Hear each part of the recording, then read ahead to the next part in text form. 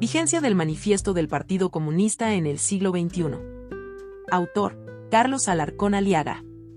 Artículo publicado por el Instituto Marx Engels en marzo del 2021. Convertido en audio en marzo del 2022. Tantas veces se ha anunciado la muerte del comunismo, pero todos los días es combatido sin tregua ni piedad. No hay acto o pronunciamiento popular que la gran burguesía no vea una señal de comunismo, e incluso cualquier opinión nacionalista o de corte progresista no sea tildado de comunista. No cabe duda que desde que se publicó el Manifiesto del Partido Comunista, en febrero de 1848, la burguesía ya no puede tener tranquilidad. El mundo ha cambiado mucho desde entonces, y si bien hay tantas referencias que quedaron en el pasado, sus principios generales permanecen vigentes, y han sido verificados científicamente y confirmados por los hechos históricos. El Manifiesto Comunista destaca el rol histórico del capitalismo, y como éste, ha reemplazado vínculos patriarcales, familiares, religiosos, etc., por el frío interés monetario, por las aguas heladas del cálculo egoísta.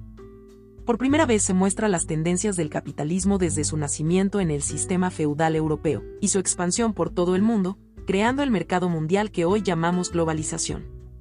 Marx y Engels lo pronosticaron al decir que, mediante la explotación del mercado mundial, la burguesía dio un carácter cosmopolita a la producción y al consumo de todos los países. Del mismo modo, diagnosticaron que el capitalismo ha subordinado el campo a la ciudad, ha subordinado los países bárbaros o semibárbaros a los países civilizados, los pueblos campesinos a los pueblos burgueses, el oriente al occidente, configurando su fase imperialista. Y han señalado con precisión que la burguesía no puede existir sino a condición de revolucionar incesantemente los instrumentos de producción, en tanto sirvan a la producción de ganancias.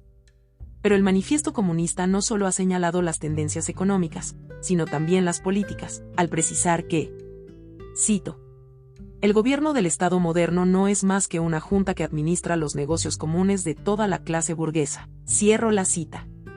Sin duda hay muchos aportes más del Manifiesto Comunista que no nos podemos detener a revisar en este breve artículo, y por ello, solo tocaremos los más atacados en el intento de quitarle su filo revolucionario.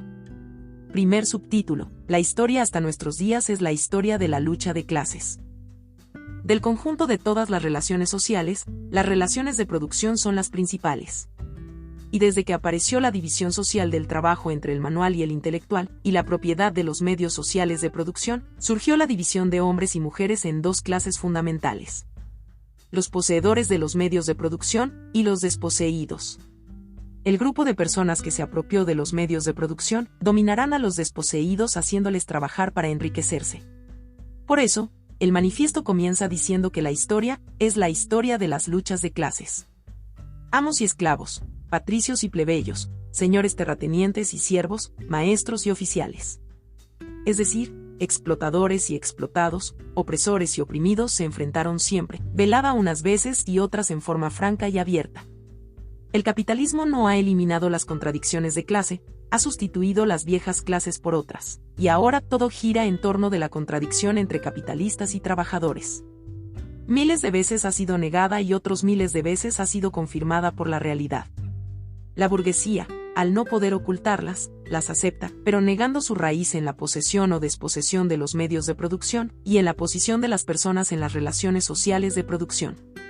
Para los capitalistas, las clases sociales se definen por su capacidad de consumo, y son las clases A, B, C, D, e incluso E, con las que desaparecen los intereses de clase. Este mismo criterio sirve para resumir las clases en alta, media y baja. Y, como nadie quiere herir su prestigio social, una gran cantidad de proletarios se sienten halagados cuando son ubicados como clase media. Pero, lo que la burguesía no puede aceptar de ninguna manera es la existencia de la lucha de clases. Aceptarla significa reconocer que en todos los aspectos de la sociedad priman los intereses de clase, del gran capital nacional y extranjero, que se imponen despóticamente en las relaciones capital-trabajo, en el libre mercado que solo sirve para lucrar con las necesidades y la vida de las personas, y en el Estado, para garantizar sus intereses y bloquear los derechos y reclamos de los explotados y oprimidos. Esta situación de dominio obliga a las clases explotadas y oprimidas a defender sus derechos, organizándose, movilizándose, haciendo huelgas, etc. A los trabajadores y al pueblo les ha costado grandes jornadas de lucha el reconocimiento legal de sus derechos, durante los siglos XIX y XX.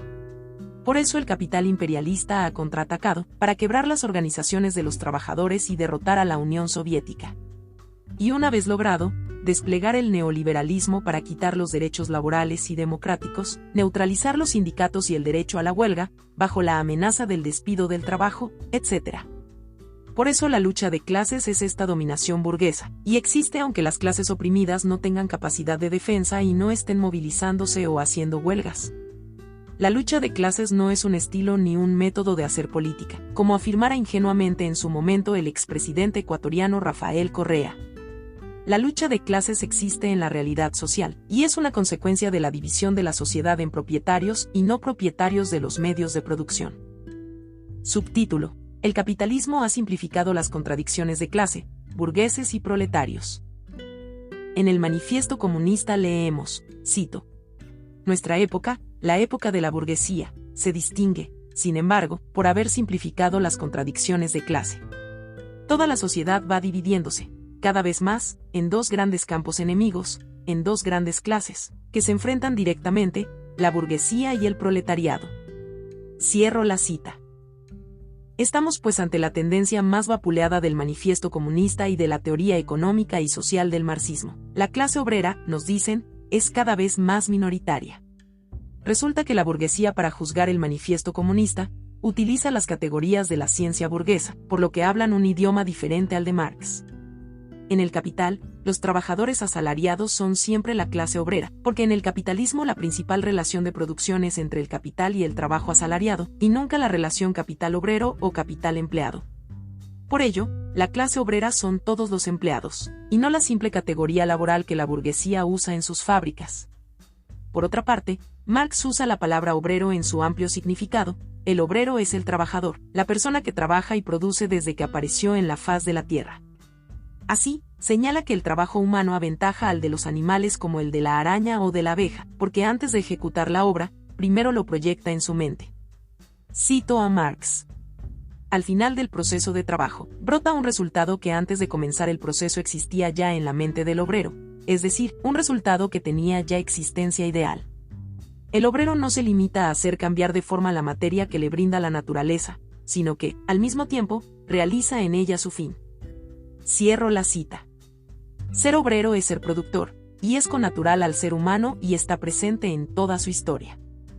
Al dividirse la sociedad en clases sociales, los obreros son los que se dedican a trabajar para que otros vivan y se enriquezcan con su trabajo. Estos son los propietarios de los medios sociales de producción. En el capitalismo, el obrero es el proletario como lo define Federico Engels. Cito: Por proletario se comprende a la clase de los trabajadores asalariados modernos, que, privados de medios de producción propios, se ven obligados a vender su fuerza de trabajo para poder existir. Cierro la cita. Pero la fuerza de trabajo ha sido entendida como si se tratara solo de fuerza física, obviando el despliegue de conocimientos, experiencia e inteligencia del trabajador. Marx lo define con claridad. Cito a Marx. Entendemos por capacidad o fuerza de trabajo el conjunto de las condiciones físicas y espirituales, que se dan en la corporeidad, en la personalidad viviente de un hombre, y que éste pone en acción al producir valores de uso de cualquier clase. Cierro la cita. Tenemos pues que fuerza de trabajo y capacidad de trabajo significan lo mismo, e incluyen todas las facultades espirituales, presentes en la personalidad del trabajador, como la voluntad, el amor u odio al trabajo, emociones de ira y congoja, concentración, conocimientos, inteligencia, habilidades, etc. El capitalista compra estas capacidades de trabajo, para que realicen un trabajo colectivo, y produzcan las mercancías que han de vender en el mercado. Este trabajo social es un proceso en la que intervienen diferentes personas, con diferentes calificaciones y habilidades. Así, Marx nos dice. Cito a Marx. En una fábrica, los peones no intervienen directamente en la elaboración de la materia prima. Los obreros encargados de vigilar a los que trabajan en esas faenas de elaboración son ya una categoría un poco superior. Los ingenieros trabajan principalmente con la cabeza, pero el resultado es el producto de este conjunto de obreros que poseen fuerza de trabajo de distinto valor. El tipo de producción capitalista se caracteriza, en efecto, por el hecho de separar y encomendar a personas distintas los diversos trabajos intelectuales y manuales. lo cual no impide que el producto material sea el producto común de todas estas personas, ni que este producto común se traduzca en riqueza material, ni tampoco que cada una de estas personas sea, con respecto al capital, un obrero asalariado, un obrero productivo en el sentido más elevado de la palabra. Todas estas personas, además de trabajar directamente en la producción de riqueza material, cambian directamente su trabajo por dinero, considerado como capital, y reproducen por tanto, directamente, además de su salario, una plusvalía para el capitalista. Cierro la cita. En este obrero colectivo se funden todas las capacidades de los trabajadores, las que venden a cambio de un salario, y brindan a su capitalista una plusvalía. Clase proletaria no es solo el que elabora directamente un producto, sino todos los trabajadores que intervienen en su producción. Los capitalistas no pueden prescindir de la clase trabajadora, y por eso su principal empeño está en dividirlos, y con esa misma finalidad realizan la tercerización laboral, por medio de la cual se recategorizan a trabajadores de actividades indispensables en la producción, como trabajadores terciarios y sin derechos laborales. Esto desbarata la categorización burguesa y hace ver que la clase trabajadora o clase obrera mantiene su fuerza y su rol en el sistema capitalista. Pero aún hay más, solamente hemos hablado del proletariado que ha logrado vender su capacidad de trabajo. Veamos lo que sucede con los que no tienen la fortuna de venderlo. Subtítulo: La tendencia a la proletarización de la sociedad capitalista es imparable. En su avance por el mundo, el capitalismo va desintegrando o subordinando los modos de producción del pasado, va desarraigando de su tierra y de sus medios de producción a miles y miles de campesinos y artesanos, formándose una clase social nueva, el proletariado. La proletarización de la población siempre ha sido superior a la capacidad de empleo del capital, generándose una superpoblación relativa que Marx llamó ejército industrial de reserva, porque constituía una fuente de mano de obra a las necesidades de expansión del capital, y para mantener los salarios bajos. Marx y Engels usaron indistintamente las categorías de clase obrera y clase proletaria, porque si bien se generaba un ejército industrial de reserva con proletarios que no lograban vender su fuerza de trabajo, tarde o temprano lo harían, según las observaciones empíricas y los límites de la estadística de la época que le tocó vivir. En el siglo XIX y bien entrado el siglo XX, este ejército industrial de reserva se presentaba más equilibrado en los países capitalistas desarrollados europeos, por lo que se atribuía que era un fenómeno exclusivo de los países subdesarrollados. Esta tendencia al sobrecrecimiento del ejército industrial de reserva fue imperceptible en esas épocas, porque había un desfogue del exceso de proletarios europeos que emigraban a Australia y al Nuevo Mundo, donde encontraban mejores fuentes de trabajo y mejores oportunidades de tierras, desplazando a las poblaciones indígenas, muchas de ellas a sangre y fuego, como significó la conquista del oeste norteamericano. Además, la Primera y Segunda Guerra Mundial, aparte de repartirse el mundo, también le sirvió al capitalismo para destruir parte del exceso de fuerza de trabajo. Hoy en el siglo XXI, por un lado, la tendencia al crecimiento de la proletarización y la incapacidad del capitalismo de brindar empleo se ha acrecentado, y por otro lado, ya no hay poblaciones indígenas con tierras apetecibles para ser desplazadas, u otra guerra mundial como desahogo del exceso de población proletarizada. En estas circunstancias, tenemos que millones de personas proletarizadas no encuentran un capitalista a quien vender su capacidad de trabajo, y se ha producido un crecimiento de trabajadores independientes, llamados autónomos en Europa, y, en menor medida, de los microempresarios, que representan el 93% de las actividades económicas de la Unión Europea, asemejándose a los países subdesarrollados. Estos proletarios al no encontrar empleo se ven obligados a refugiarse en un negocio de subsistencia, porque en el capitalismo todo se compra y se vende, y nadie puede vivir sin ingresos. Se ven obligados, por distintos medios, de hacerse un pequeño capital e iniciar el negocio más fácil y accesible a su pobreza, especialmente el pequeño comercio y los servicios. Esta situación es tomada por los epígonos del capital para organizar sus estadísticas, y argumentar la reducción del proletariado, porque gran parte de la población económicamente activa se dedican a labores terciarias. De este modo, ocultan deliberadamente que la casi totalidad de este sector son trabajadores independientes, que no tienen capacidad de contratar mano de obra, y son fundamentalmente autoempleados, y su economía es de subsistencia, sin ninguna capacidad de acumular capital. Esta realidad los hace semiproletarios y todos los programas políticos de ayuda no les sirven de nada, porque están dirigidos a la pequeña burguesía. Y no se dan cuenta que tienen sus propios intereses, muy diferentes a cualquier fracción burguesa.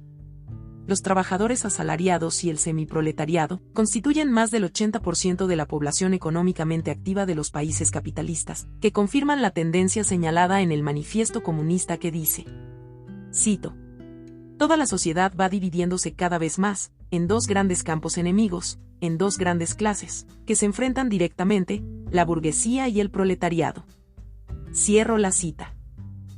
Subtítulo: el capitalismo ya no puede controlar las fuerzas infernales que ha creado. El capitalismo, buscando las máximas ganancias, ha copado el mundo y ha desarrollado fuerzas tecnológicas nunca antes vistas, con una capacidad productiva suficiente para resolver el hambre en el mundo, pero no lo hace porque no está dispuesta a entregar los productos que tiene acaparados, mientras no le paguen el precio que pide. Su afán de ganancia lo lleva a producir para ganar más, en una carrera de acumular capital por acumular, hasta que haya exceso de mercancías, en relación a la capacidad de compra de la población. En este atasco, el capital financiero otorga préstamos rápidos y fáciles, no solo para la producción, sino también para el consumo, creando una demanda ficticia, y las crisis se postergan. En esta carrera, las burbujas económicas crecen hasta que revientan, como la crisis del 2007 y 2008, de la que el capitalismo nunca se ha recuperado, y se anunciaba una gran recaída para el año 2020, cuando llegó la pandemia. El COVID-19 lo único que ha hecho es profundizar la crisis, a niveles nunca vistos. Por eso, hay una gran certeza cuando el Manifiesto Comunista dice, cito, las relaciones burguesas de producción y de cambio, las relaciones burguesas de propiedad, toda esta sociedad burguesa moderna, que ha hecho surgir tan potentes medios de producción y de cambio, se asemeja al mago que ya no es capaz de dominar las potencias infernales que ha desencadenado con sus conjuros. Cierro la cita. La crisis que el mundo está viviendo ha desenmascarado de cuerpo entero al capitalismo, por privilegiar los negocios y la especulación capitalista. Ningún país capitalista desarrollado ha podido enfrentar la crisis sanitaria, y frente a China, Cuba, Vietnam, incluso Venezuela, han sido un ridículo completo. Sabiendo de sus carencias sanitarias por entregar la salud a la voracidad del lucro privado, los países capitalistas no han dispuesto los recursos necesarios para contrarrestar la epidemia. De allí que en un año ya van 2,5 millones de fallecidos por el COVID-19, el cual debe haberse duplicado por las muertes debido a las desatenciones que se han dado de las otras enfermedades.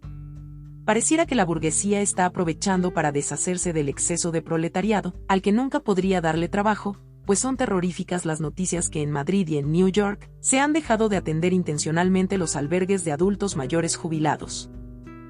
Subtítulo final: ¿qué ha pasado con los sepultureros del capitalismo?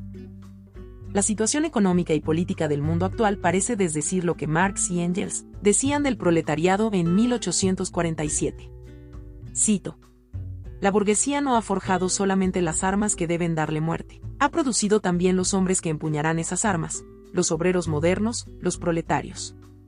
Cierro la cita. Los sufrimientos del proletariado por la crisis del 2008 y la crisis mundial que estamos viviendo son tremendos. Ya antes de la pandemia el recorte y la anulación de los derechos laborales eran imparables, donde millones de trabajadores perdieron su trabajo, sus ahorros y sus casas, en los países desarrollados. Tal era el sufrimiento que entre el 2007 al 2017 en España se suicidaron más de 17,000 personas por razones económicas. A ellos se suman los millones de muertos a raíz del COVID-19 en el último año, los millones de trabajadores que han perdido su empleo y sus remuneraciones, y los millones de trabajadores independientes que han perdido sus precarios negocios, etc. Sin embargo, las respuestas de los trabajadores son dispersas, aunque algunas de impacto mundial, como las movilizaciones en Estados Unidos, Francia, la India, Bélgica y España, entre las más conocidas. Solamente las movilizaciones del pueblo chileno han tenido un norte político contra el neoliberalismo, pero ninguna de ellas ha cuestionado al sistema capitalista. Pero esta situación del proletariado mundial no se debe a que el Manifiesto Comunista se equivocó. Después de su publicación, el proletariado mundial desarrolló luchas históricas que han marcado el rumbo histórico en los siglos pasados. A la Comuna de París de 1872 le siguió la Gran Revolución Proletaria en Rusia de 1917, que inició la primera experiencia mundial de construcción de una sociedad alternativa al capitalismo, sacando a este inmenso país del subdesarrollo y a constituirse en la segunda potencia mundial que fue capaz de derrotar al poderoso ejército nazi de Hitler. Luego vendrían las revoluciones de China, Corea, Cuba, Vietnam, etc. y un amplísimo movimiento de liberación nacional en África, Asia y el Medio Oriente. Pero sucedió que la burguesía imperialista también aprendió, y desplegó una contraofensiva en varios frentes. Primero, derrocar a la Unión Soviética acosándola con la Guerra Fría, y una campaña ideológica mundial de desprestigio como alternativa al capitalismo. Segundo, domesticar a las dirigencias de las organizaciones sindicales, integrándolas al sistema burgués. Tercero, asimilar los partidos obreros para que asuman posiciones políticas de integración al sistema y que renuncien al marxismo revolucionario. Y cuarto, una campaña ideológica jamás vista en la historia, con todos los medios de comunicación, televisión, radio, cine, escuelas, universidades, iglesias, etc. para convencer que solo existe una alternativa social, el capitalismo. Domesticadas las organizaciones sindicales y políticas, y derrocada la Unión Soviética, la burguesía desplegó todas las banderas del neoliberalismo pasando a recortar derechos laborales y sindicales, pero sobre todo a imponer la flexibilidad laboral, otorgando capacidades legales a la burguesía para despedir a todos aquellos que intenten organizar sindicatos. Por estas razones, por ejemplo, en el Perú solo un 5% de trabajadores está sindicalizado. Esta situación es la que explica por qué el proletariado no puede organizar una respuesta contundente frente a las agresiones que viene recibiendo de parte de la burguesía, y faltos de una ideología y partido revolucionario, no enrumbe sus luchas para finalizar con este sistema económico, social y político, que amenaza no solo a los trabajadores, sino a toda la civilización humana. Toca pues aprender las lecciones, superar esta desorganización, liquidar la flexibilización laboral, etc. Sobre todo, organizarnos en un partido revolucionario como lo pide el Manifiesto Comunista, y desarrollar una amplia lucha política e ideológica por los intereses históricos del proletariado, del Perú y del mundo, en forma independiente, desterrando el seguidismo a los gobiernos y políticas burguesas. Fin del artículo. Si te gustó el artículo, compártelo en tus redes sociales. No te olvides de suscribirte y visitar nuestra página web, marx-engels.com.